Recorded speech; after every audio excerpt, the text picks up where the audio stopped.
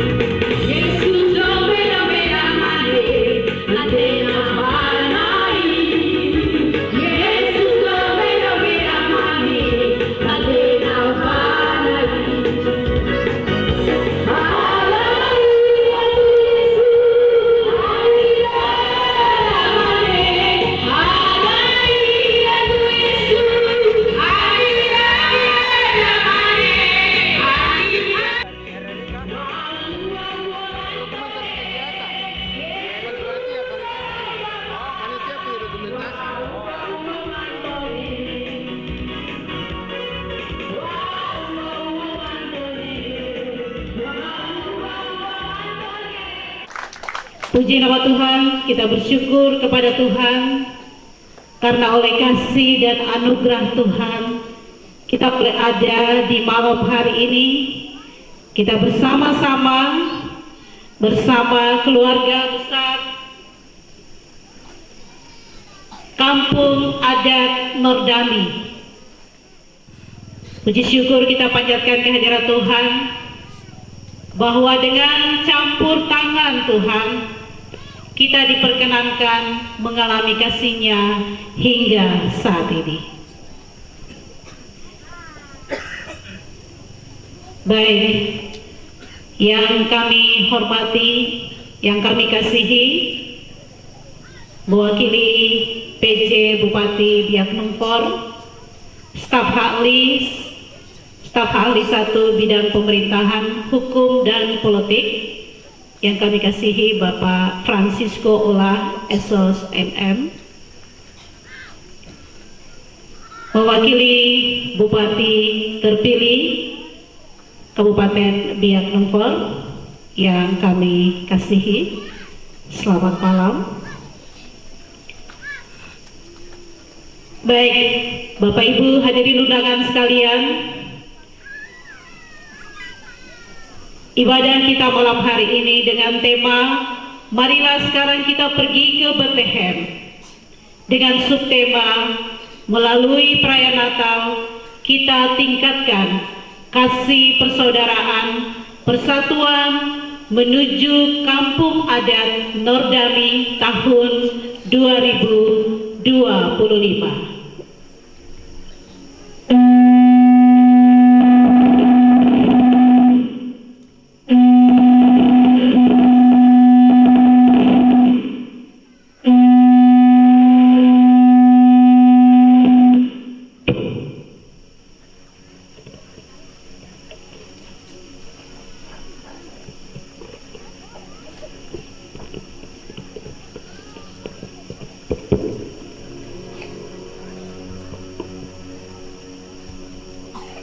Saya undang Bapak Ibu untuk bangkit berdiri.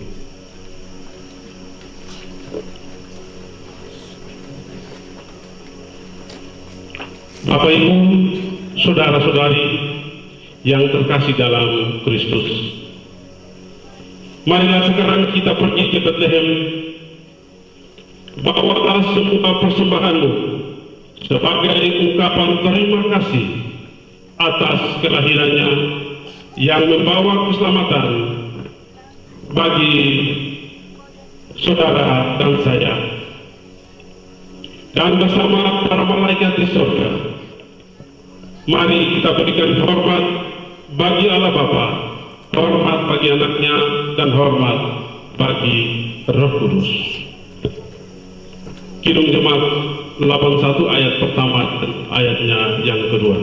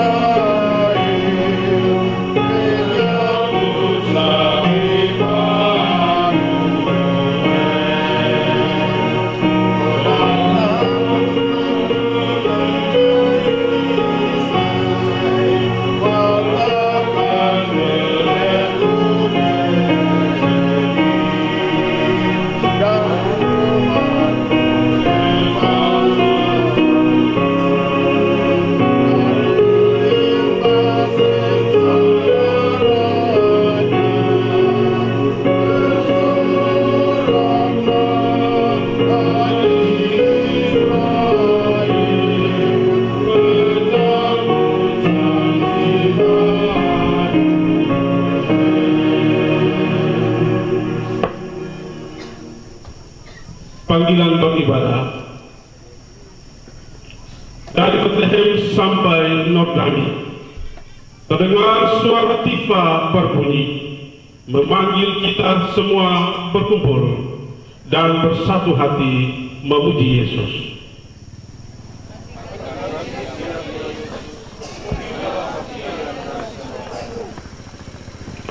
Mari kita masuk baitnya dengan pujian dan tarian. Yesus menyambutmu. Allah sumber berkat dalam Yesus Kristus memberkati kita semua dalam ibadah perayaan malam Natal ini. Amin. Dipersilakan Bapak Ibu sekalian. Tuhan, mari kita berdoa, minta tuntunan kuasa Roh Kudus. Mari kita berdoa. Terpujilah Tuhan Allah Bapa yang di surga, Allah yang senantiasa mengasihi kami dalam kehidupan ini.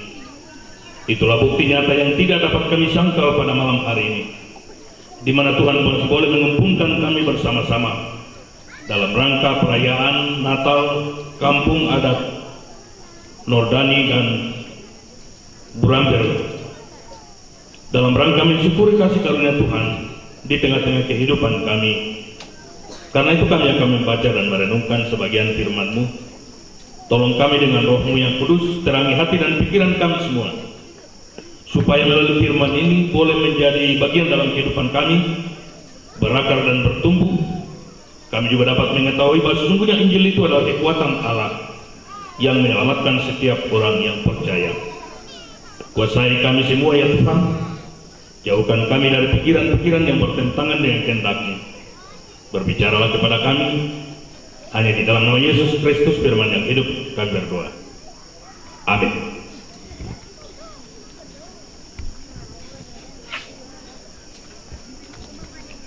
Roma pasal 1 ayat 16 sampai 17 yang demikian bunyinya. Injil itu kekuatan Allah. Sebab aku mempunyai keyakinan yang kokoh dalam Injil. Karena Injil adalah kekuatan Allah yang menyelamatkan setiap orang yang percaya. Pertama-tama orang Yahudi, tetapi juga orang Yunani. Sebab dalamnya nyata kebenaran Allah yang bertolak dari iman dan memimpin kepada iman.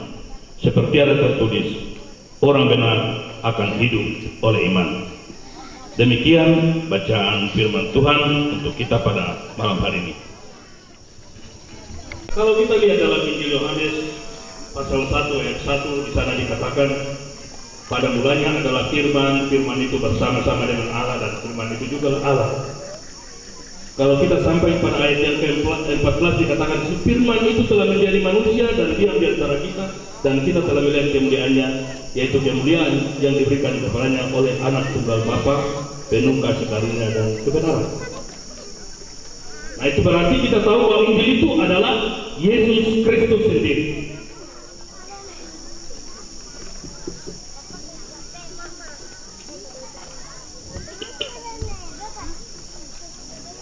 Tema kita pada malam, Tuhan Allah menempatkan Adam dan Hawa di taman Firdaus, memberikan mandat, menata, mengelola, memelihara taman itu. Dengan pesan Tuhan Allah, semua apa yang ada dalam taman ini kamu boleh makan, tapi yang satu di tengah-tengah tidak boleh. Ketika kamu makan, maka kamu akan mati. Dan itu tidak dihiraukan. Pada akhirnya manusia itu melanggar. Setelah mereka melanggar, maka disitulah relasi antara Allah dengan manusia terputus. Manusia mulai ada dalam penghukuman. Manusia mati. Tidak ada lagi hubungan antara Allah dengan manusia karena perbuatan itu. Tetapi Allah masih mempunyai belas kasihan terhadap manusia. Allah tidak mau manusia itu binasa, sehingga Dia mau mengutus Yesus Kristus yang lahir di Bethlehem, yang pada malam hari ini kita peringati.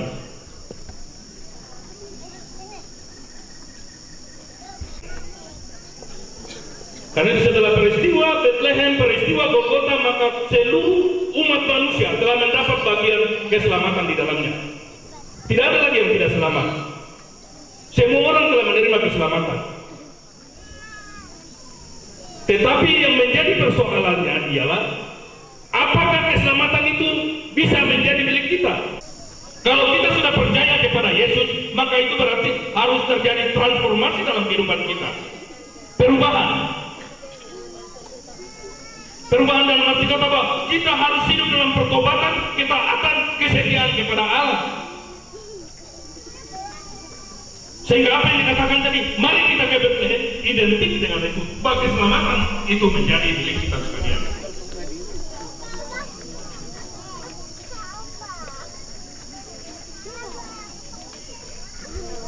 Saudara-saudara yang dikasihi dalam Tuhan Yesus Kristus, kita sekarang ini memang, ya saya tidak menuduh kita, tapi hampir semacam ibadah-ibadah ini semacam formalitas. Ya sekarang ini orang sudah tidak suka masuk gereja. Ibadah-ibadah minggu, orang juga tidak masuk datang dan lain sebagainya. Nanti besok mungkin tanggal 24 malam itu nanti majelis dong mungkin capek. Dong kursi dari rumah sampai taruh di pinggir halaman gereja dan seterusnya. Tanggal 24, 25 mulai dia kabur. Sampai dengan tanggal 31 malam, semua orang datang lagi. Nanti tanggal 1 masuk kabur kembali lagi ke dunia semula. Seperti itu kita punya tradisi dalam kehidupan. Nah, bagaimana keselamatan itu menjadi milik kita? Saya seringkali bilang begini di gereja, keselamatan itu adalah urusan pribadi setiap orang. Seringkali kita bentrok antara satu dengan yang lain, iri hati, dendam, dengki dan lain sebagainya. Apalagi kita baru selesai pilkada, pendukung yang satu dengan pendukung yang lain bentrok.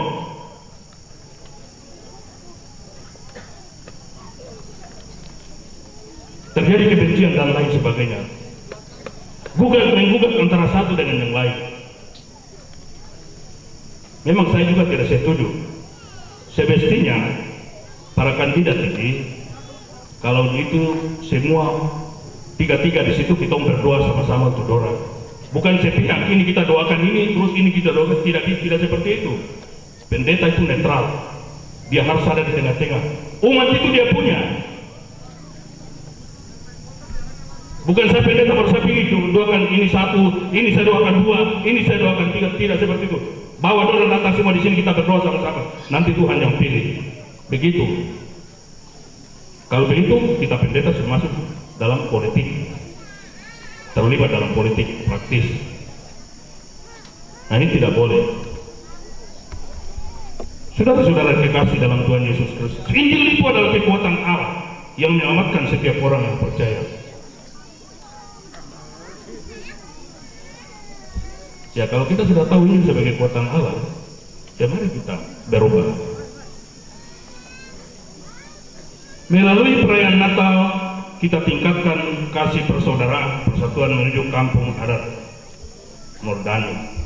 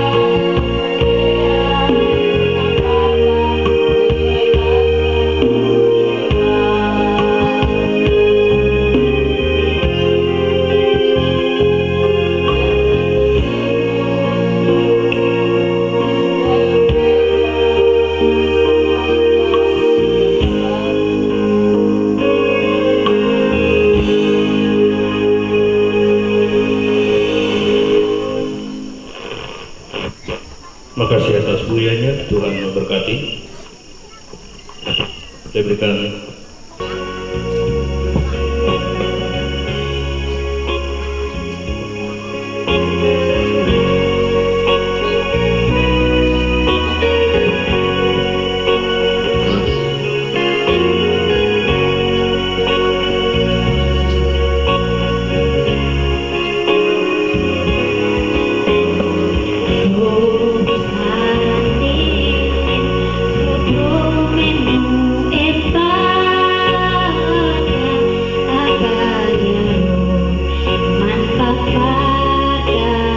Penyalaan lilin pertama, kami persilakan Ketua Panitia Natal Kampung Nordami kepada Bapak Jeffrey Kubur, kami persilakan.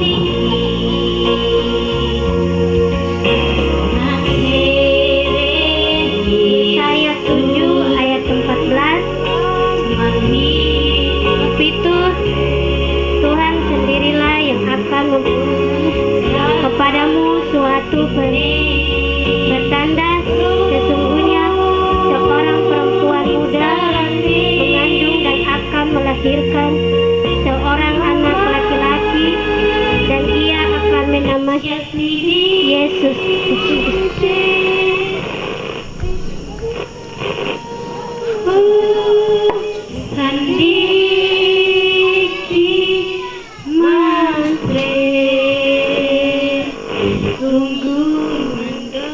Penyalaan lilin kedua akan dinyalakan oleh Bapak Pendeta Yoram Kobar. Kepada Bapak Pendeta Yoram Kobar kami dipersilakan. Ayat 20 sampai 23. Hal itu terjadi supaya genaplah yang difirmankan Tuhan oleh Nabi-Nya, mengandung dan melahirkan seorang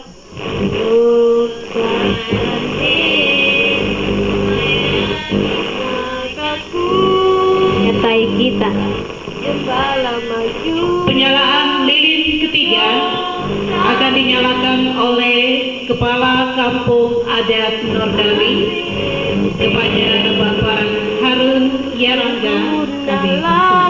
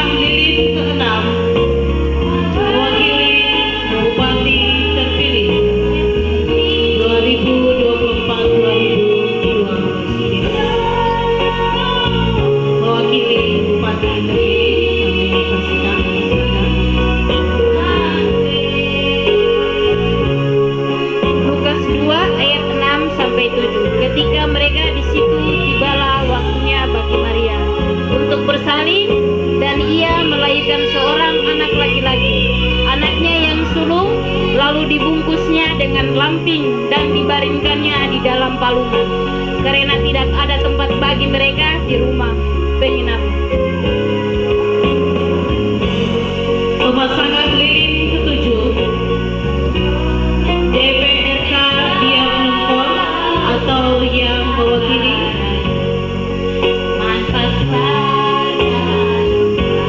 Lukas 2 ayat 4-5. Demikian juga Yusuf pergi dari kota Nazaret di Galilea ke Yudea ke kota Daud yang bernama Betlehem, karena ia berasal dari keluarga dan keturunan Daud, supaya didaftarkan bersama-sama dengan Maria, tunangannya yang sedang mengandung.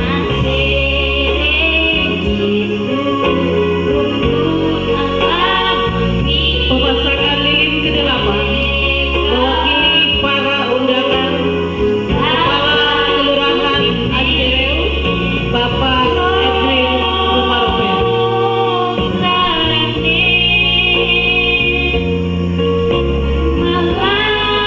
Lukas 1 ayat 35. Jawab malaikat itu kepadanya, Roh Kudus akan turun atasmu dan kuasamu Allah yang Maha Tinggi akan menaungi engkau. Sebab itu anak yang akan kau lahirkan itu akan disebut Kudus, anak Allah.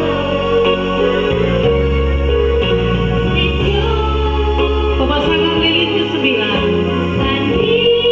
sesepuh keluarga Yaraga yang akan dipasang oleh Bapak Alfius Yaraga.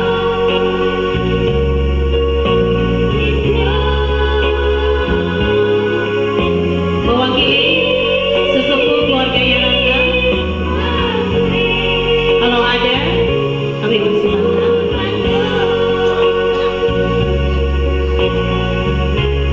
Lukas 1 ayat 30-31. Kata malaikat itu kepadanya, jangan takut, hai Maria, sebab engkau beroleh kasih karunia di hadapan Allah. Sesungguhnya engkau akan mengandung dan akan melahirkan seorang anak laki-laki, dan hendaklah engkau menamai dia Yesus.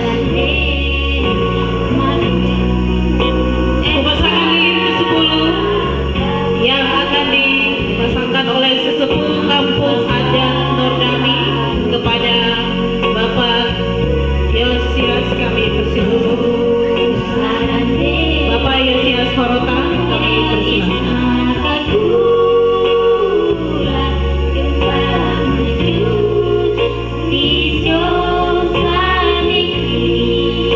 Pemasangan lilin ke-10 akan dipasangkan oleh sesepuh kampung adat Nordani.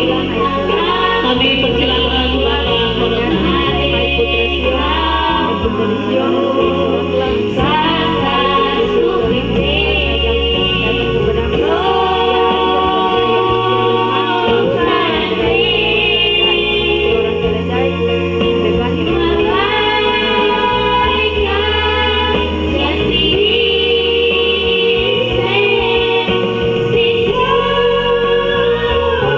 Pemasangan lilin ke-11 dari suku Seruni Waropen.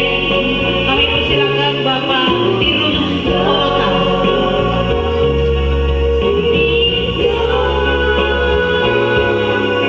Yohanes 3. Karena begitu besar kasih Allah akan dunia ini, sehingga ia telah mengaruniakan anaknya yang tunggal, supaya setiap orang yang percaya kepadanya tidak binasa, melainkan beroleh hidup yang kekal. Pemasangan lilin yang ke-12 dari suku pendatang atau perantau.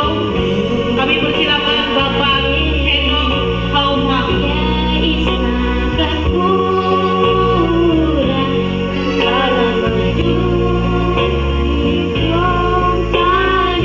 Pemasangan lilin ke-12 suku pendatang atau perantau.